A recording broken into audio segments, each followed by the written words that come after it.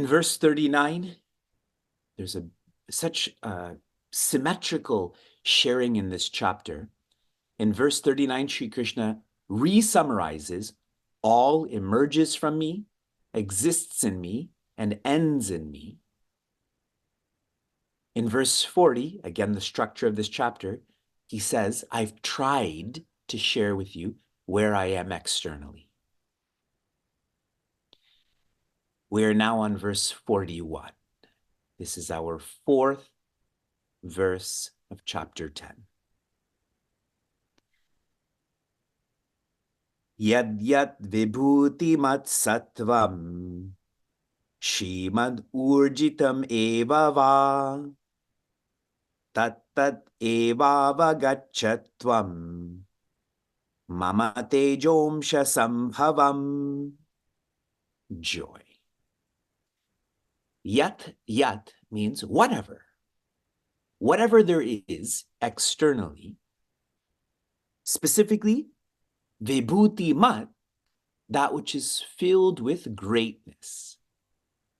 Sattvam is, exists. What does this greatness look like? What are more qualities of this? Shrimat. Externally, Shrimat means it's prosperous. Internally, it means it's virtuous. Urjita, externally, that means it's strong. Internally, there is stamina. That is what is classified as being greatness or vibhuti.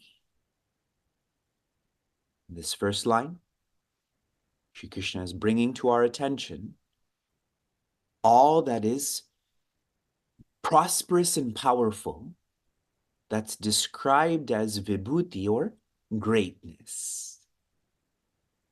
But now the second line. Tat tat, whatever you got to see using your sight, eva avagacha, indeed you should know. There's a transition from sight to insight. Mama teja amsha sambhavam.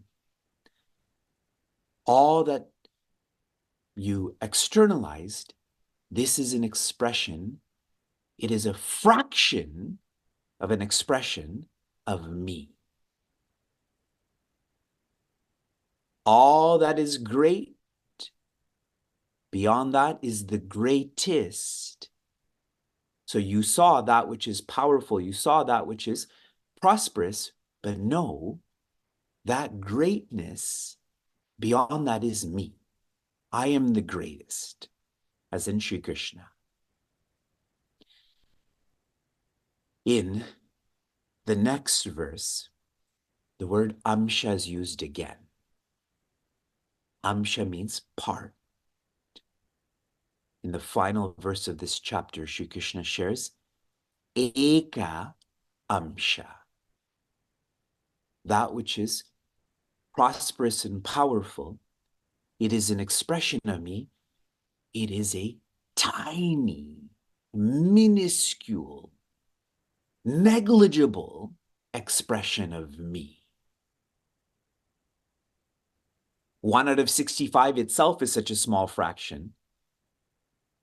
So Shri Krishna is guiding us to go from that which is the greatest to beyond, which is God. And so begins chapter 11, which is a commentary on the end of chapter 10. If anyone wants to study how to teach chapter 10, 11, these two appendices or appendices are amazing in learning how to teach that which is sacred. From inspiration.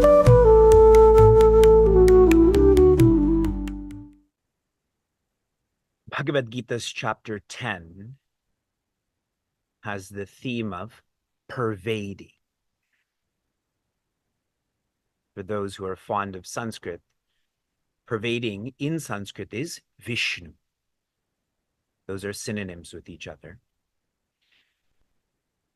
This chapter is a training to move from sight to insight.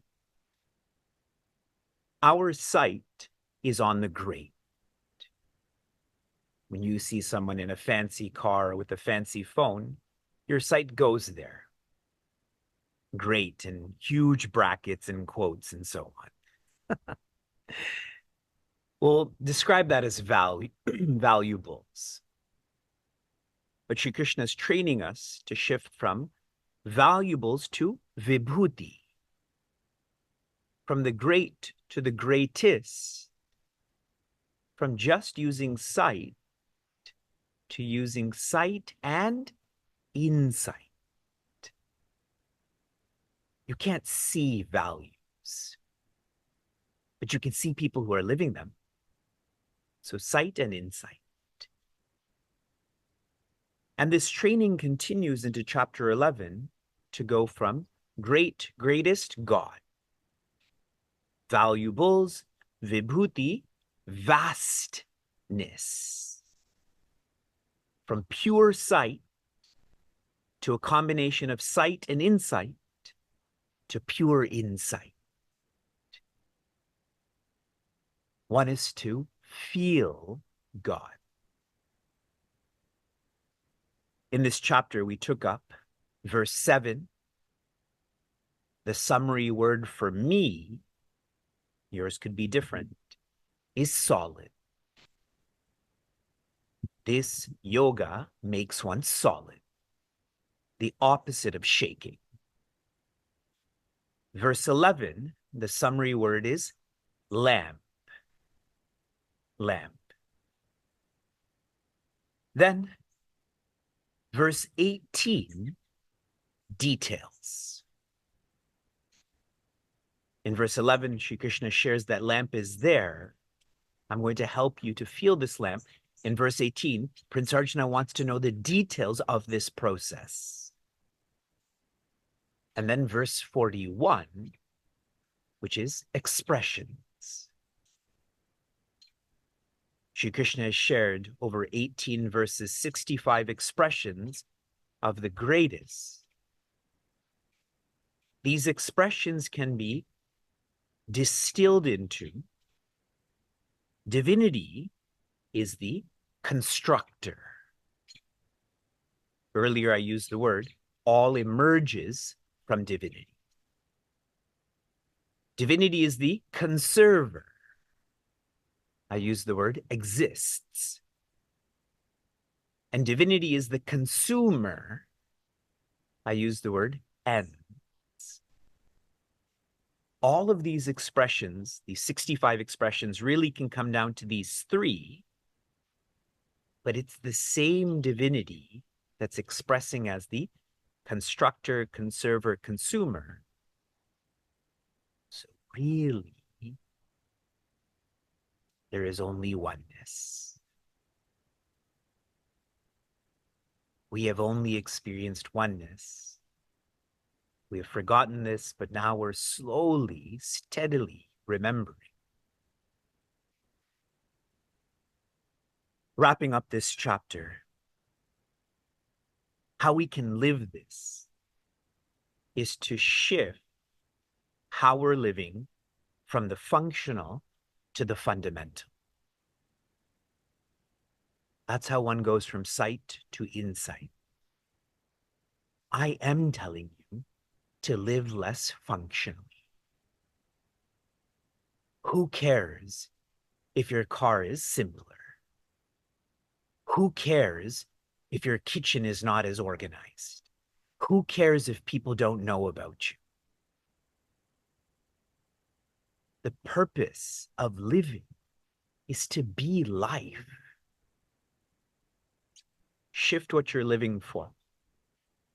For those in the highest vocation, day after day, week after week, I've been sharing, use the intellect not for instructing, but rather for inquiring into what you are, into who you are. In one more way, for those who have more of a ritualistic bent, especially with Maha Shivasratri coming up, We become very immersed in his name and form and qualities, which is good. But train yourself to be more authentic and deep. Immerse yourself in his Dhamma, or center, which is the same as your Dhamma or center. We chant Vishnu Sahasranama, but do you feel Vishnu?